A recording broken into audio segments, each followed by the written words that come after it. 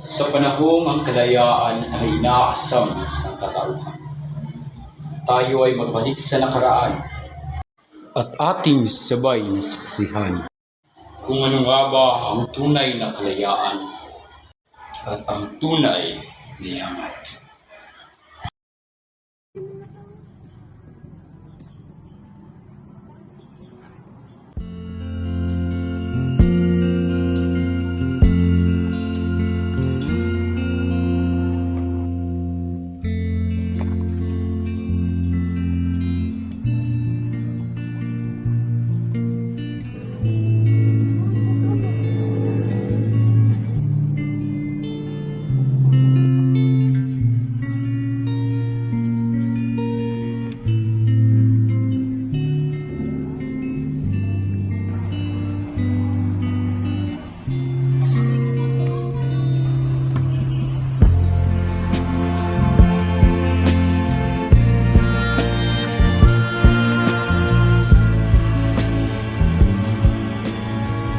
Sa panahong puno ng pagmamalupit at pagmamaliit sa antas ng aming pamumuhay, puno ng pagtataka at pagod ang aking nadarama.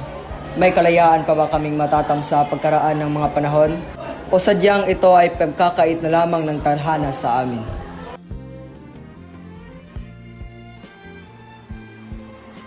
Habang ako ay nagtratrabaho sa hardin ng aming Donya, nakita ko na naman ang pagpapahirap at pasakit na pinadadanas niya sa isa na naman niyang katulong.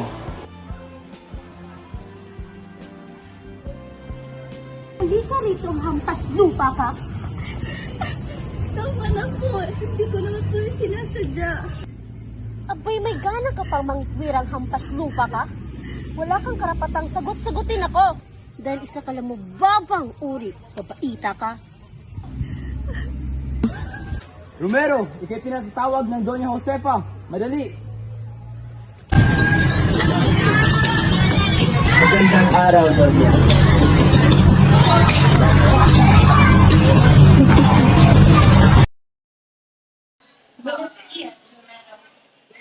Buenos dias, Doña Josefa.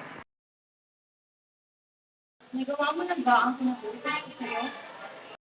Hindi pa po sa ngayon, Doña. Maaari mo naman ngayon para matapos na. At baka may mapagalitan na naman ang aking kapatid. Pagkatapos ko magtrabaho sa hardin, narinig ko ang mag-ama na nag-uusap ng masinsinan. Mula sa aking kinatatayuan, maririnig ang hindi pagsang-ayon ng ama ng mga Donya na si Don Feliciano sa isang bagay na hinihingi ng Doña Maria.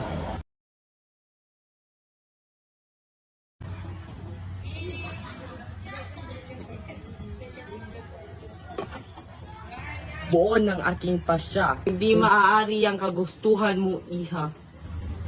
Ngunit ama, Wala nang ngunit, iha. Hindi mo pwedeng alisin sa trabaho ang isang katulong dahil lamang sa isang pagkakamaling hindi niya man sinadya.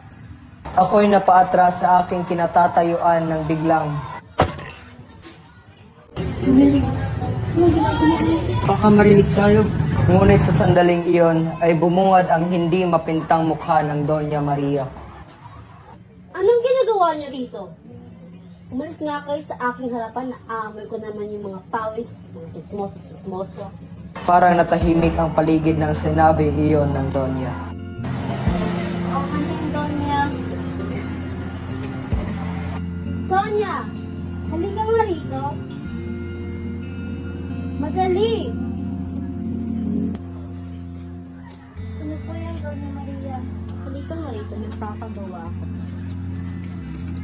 Di ko mawari na sa oras na yon ay magaganap ang isang pangyayari na magiging daan patungo sa nalalapit na pagkamit namin sa tunay na kalayaan. Flora, tumarito ka nga.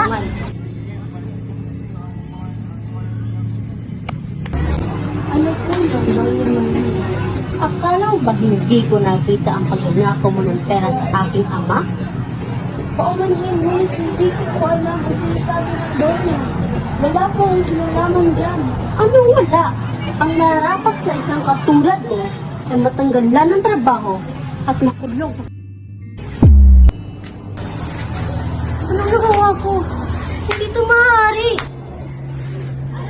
Tulong! Sa oras na iyon, di alam ni Doña Maria na may nakakita sa kanyang nagawa at yon ay ang kapatid niyang si Doña Josefa.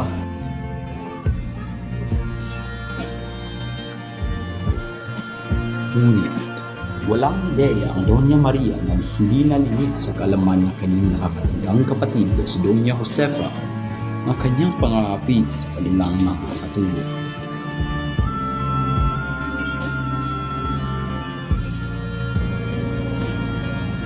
Romero, Sonia, tulungan niyo ako!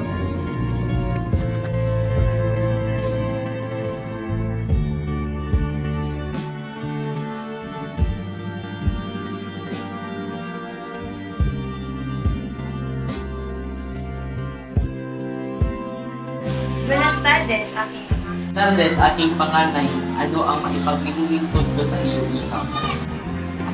May nais lang po ako sanang ipabatid sa inyo. Ano iyong iha? Tungkol ito sa aking kapatid ako.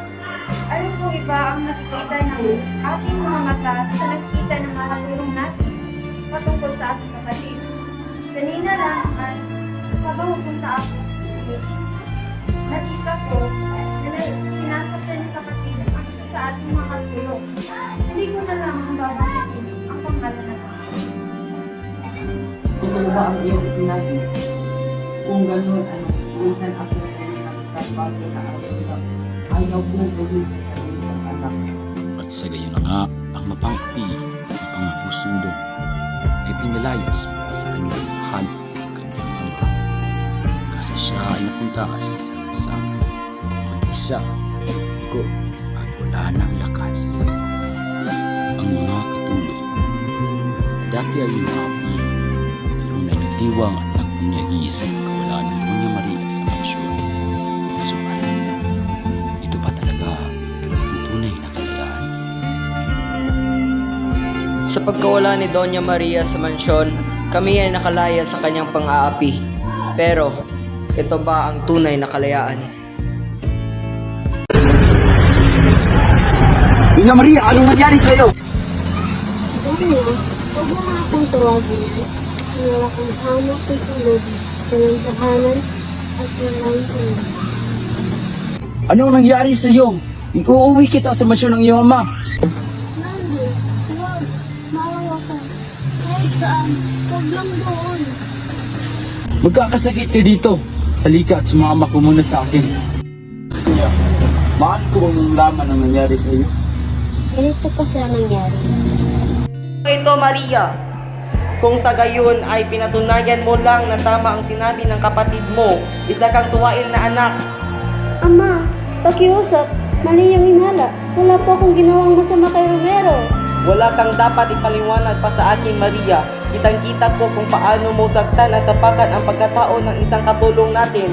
Pasensya na anak, pero sumusobra ka na talaga. Binibigay ko sa iyo ang lahat, pati ng kalayaan ng iyong inaasam-asam.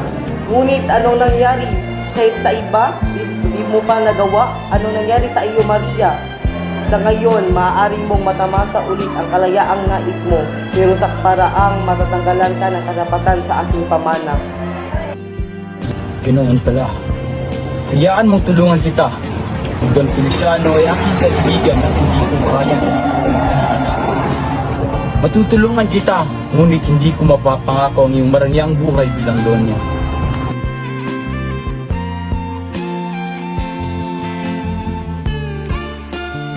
At sa paglipas ng bawat segundo, naging minuto, at sa bawat pagsikat ng araw at paglubog nito, ang lahat ng Donya, kinilala bilang gusto kapangapi, ay ngayon isa ng masipag at mapagmahal na pinagay. Ako ay si Nando, at ang aking mismong mga mata ang saksi kung paano ang dating Doña Maria pinungian dahil sa kanyang bagong buhay patungo sa mabuti. Hanggang sa isang araw, hindi namin mawari at wala kaming kaalam-alam. Habang kami naglilinis lamang sa hagday na aming pinagtatrabuhan, dumating ang isang panauhin na hindi namin inaasahan. Pero samahan mo ako na kong bisitahin ang kaibigan kong si Nando.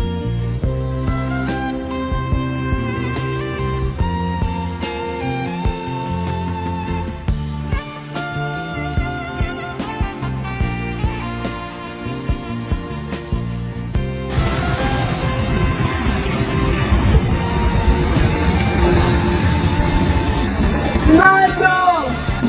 Nando! Nando! Nando! Maria?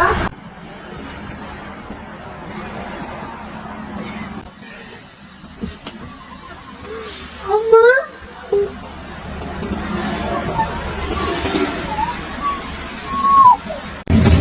Ama, sana patawarin mo po ako. Pasensya po sa mga nagawa ko ngayon. Patawad na kita isa, ngunit gusto ko lang maranasan po ang naranasan ng iba para mapagsilbihan ka tayo. Talaga, Ma? Hindi ko man lang inisip na ganito pala ang kailangan nanas para lang mapagsidahan ako. Si Maria, na ngayon nagbago na, muling nagbalik sa mansyon.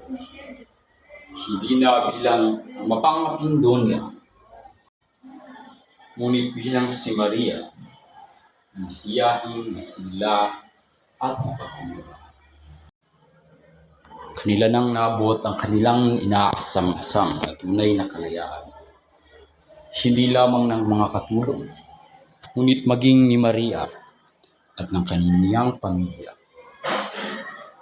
Ang kalayaang maaabot sa pagmamahal at sa pagtulong sa kapwa. Pati na rin sa ginawa nilang pagpapatawad. Ito ang kwento ng anak at ng kanyang ama. Ang kwento ng alila. Ang kwento ni Maria.